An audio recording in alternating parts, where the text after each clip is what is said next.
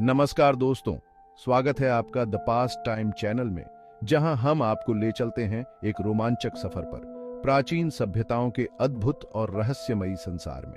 आज हम जानेंगे। एक समय की कल्पना करो, बहुत समय पहले, पिरामिड या सम्राटों से पहले का समय। यह सिंधु घाटी सभ्यता का समय है, एक खोई हुई दुनिया जो फिर से खोजे जाने की प्रतीक्षा कर रही है। आज के पाकिस्तान और भारत में एक विशाल क्षेत्र में फैली सिंधु लोग 2000 साल से ज्यादा समय तक फले फूले और दूर देशों के साथ व्यापार किया। उनकी कहानी हालांकि खंडित है, नवाचार, परिष्कार और स्थायी रहस्य की कहानी है। इस सभ्यता के केंद्र में दो उल्लेखनीय शहर थे, हड़प्पा और मोहनजोदड़ो।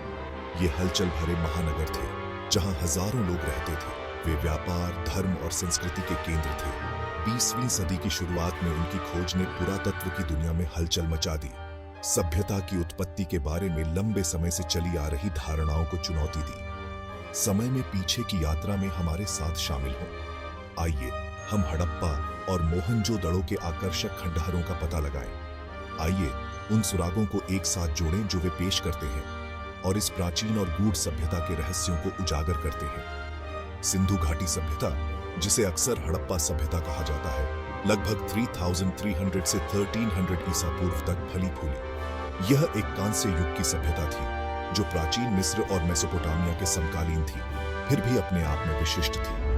हड़प्पा और मोहनजोदड़ो की खोज ने इस खोई हुई दुनिया का पहला ठोस प्रमाण प्रदान किया, जो उल्लेखनीय परिष्कार और जटिलता की सभ्यता का खुलासा करता है। हमारी यात्रा आज के पाकिस्तान में हड़प्पा नामक स्थान पर शुरू होती है। यहाँ रावी नदी के तट पर पुरातत्वविदों ने एक ऐसे शहर के अवशेषों का पता लगाया जो कभी बहुत बड़ा हुआ करता था। शहर का ग्रिड जैसा लेआउट, इसकी चौड़ी सड़कों और परिष्कृत जल निकासी व्यवस्था के साथ दुनिया को चकित कर दिया। यह सिंधु पीपलों के उन्नत सिटीजी नियोजन का प्रमाण था। हड़प्पा गतिविधि का एक व्यस्त केंद्र था। इसके निवासी सुनियोजित घरों में रहते थे, कुछ के अपने बाथरूम और कुएं थे। उन्होंने उत्तम मिट्टी के बर्तन, आभूषण और मुहरें बनाई, जिन्हें जटिल डिजाइनों और गूढ़ सिंबलों से सजाया गया था। हड़प्पा में सबसे पेचीदा डिस्कवरियों में से एक है पुजारी राजा की फिगरीन। बारीक कार्विंगदार विशेषताओं और गूढ़ मुस्कान के साथ यह छोटी स्टीटाइट मूर्ति सिंधु पीपलों की धार्मिक मान्यताओं की एक आकर्षक झलक पेश करती है। 1920 के दशक में हड़प्पा की खोज आर्कियोलॉजी के इतिहास में एक महत्वपूर्ण क्षण था। इसने इंडिया या सबकॉन्टिनेंट में सभ्यता की टाइम रेखा को सदियों पीछे धकेल दिया।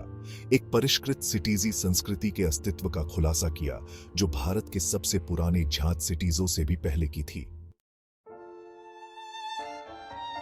हमारा अगला पड़ाव हमें सिंधु घाटी सभ्यता के ताज में जड़े एक और रत्न मोहनजोदड़ो ले जाता है। मोहनजोदड़ो अपने समय के सबसे बड़े शहरों में से एक था। मोहनजोदड़ो शहरी नियोजन का एक अद्भुत नमूना था। इसकी सड़कों को ग्रिड पैटर्न में बिछाया गया था। शहर में एक जटिल जल निकासी व्यवस्था थी। सबसे प्रसिद्ध खोज नृत्य करती हुई लड़की की मूर्ति है। हड़प्पा के साथ मोहनजोदड़ो की खोज ने हमारी समझ में क्रांति ला दी। सिंधु घाटी सभ्यता के सबसे स्थायी मिस्ट्रियों में से एक इसकी लिपि है।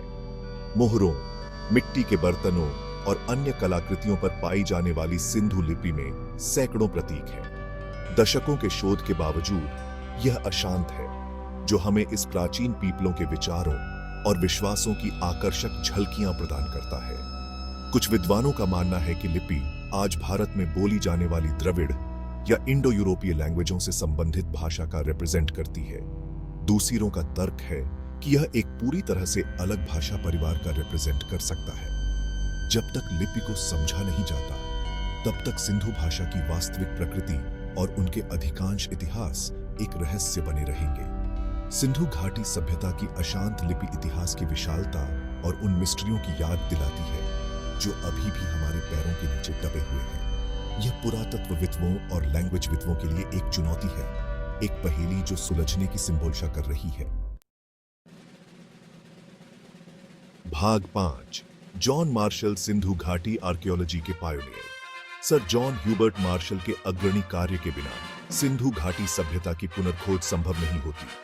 1902 से 1928 तक इंडियाई आर्कियोलॉजी सर्वेक्षण के महानिदेशक के रूप में मार्शल ने हड़प्पा और मोहनजोदड़ो के स्थलों की खुदाई और व्याख्या करने में महत्वपूर्ण भूमिका निभाई। मार्शल की सावधानीपूर्वक खुदाई और विस्तृत रिपोर्ट ने सिंधु घाटी सभ्यता को दुनिया के ध्यान में लाया।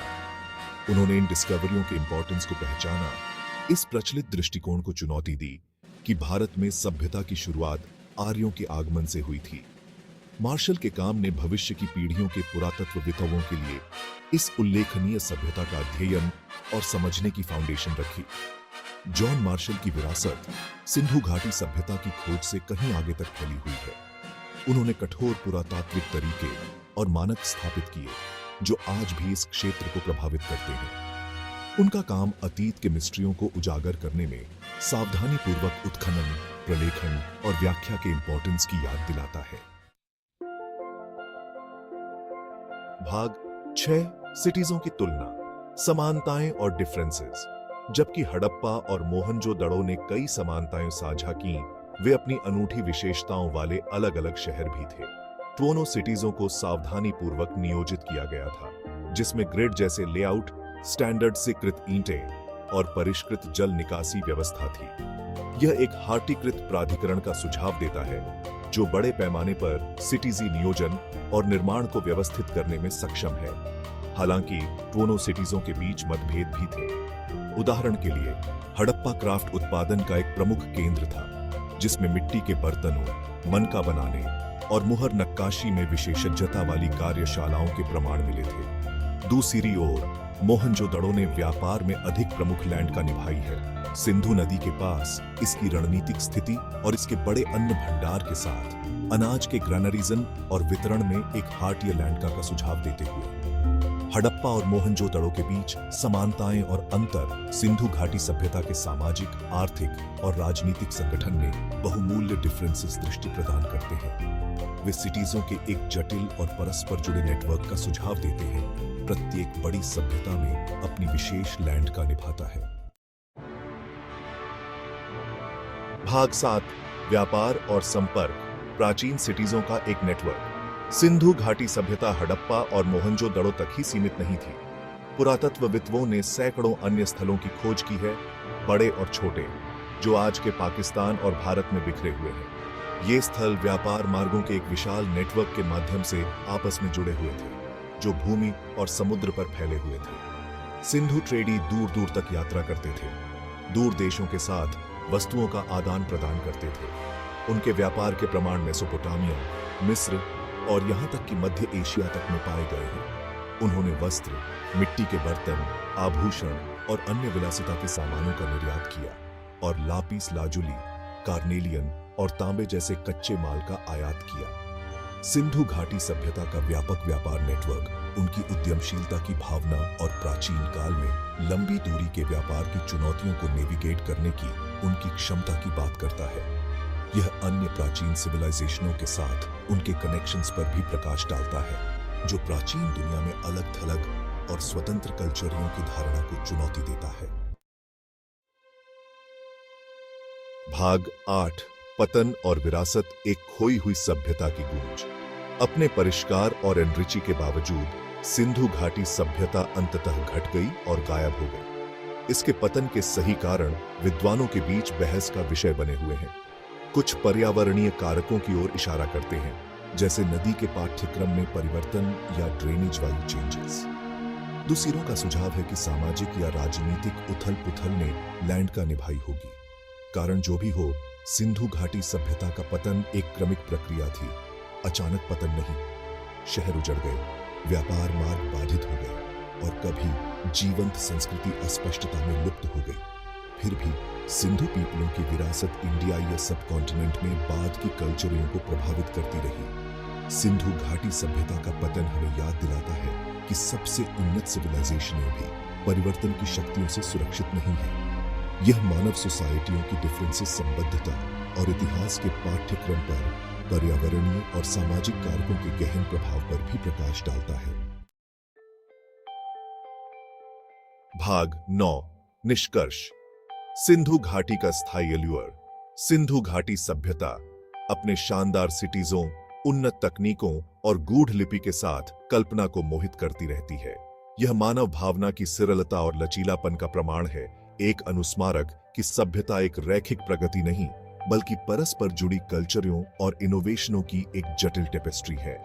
हालांकि सिंधु पीपलों के बारे में बहुत कुछ अज्ञात है, उनकी कहानी, जैसा कि आर्कियोलॉजी के माध्यम से पता चला है, हमें अतीत की अपनी समझ पर पुनर्विचार करने की चुनौती देती है। यह हमें याद दिलाता है कि इतिहास स्थिर नहीं है बल्कि एक निरंतर विकसित होती कथा है जो नई डिस्कवरियों और इंटरप्रेटिंगों से आकार लेती है।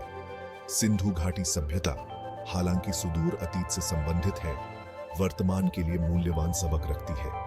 यह हमें सीटीजी नियोजन, पर्यावरणीय चेतना और सांस्कृतिक आदान प्रदान के इंपॉर्टेंस की याद दिलाता है। यह हमें अज्ञात का पता लगाने, अतीत के मिस्ट्रियों को उजागर करने और मानव इतिहास की समृद्ध टेपेस्ट्री की सराहना करने के लिए भी प्रेरित करता है। भाग 10 अन्वेषण के लिए एक आह्वान, अतीत के रहस्यों को उजागर करना। सिंधु घाटी सभ्यता की कहानी अभी भी लिखी जा रही कहानी है। प्रत्येक नई खोज, प्रत्येक नई व्याख्या इस प्राचीन और गूढ़ संस्कृति की हमारी समझ में एक और परत जोड़ती है। अतीत के रहस्यों को उजागर करने के लिए कहते हैं। जब हम हड़प्पा और मोहनजोदड़ो के खंडहरों का पता लगाते हैं तो हमें इतिहास की विशालता और अनगिनत कहानियों की याद आती है जिन्हें बताया जाना बाकी है।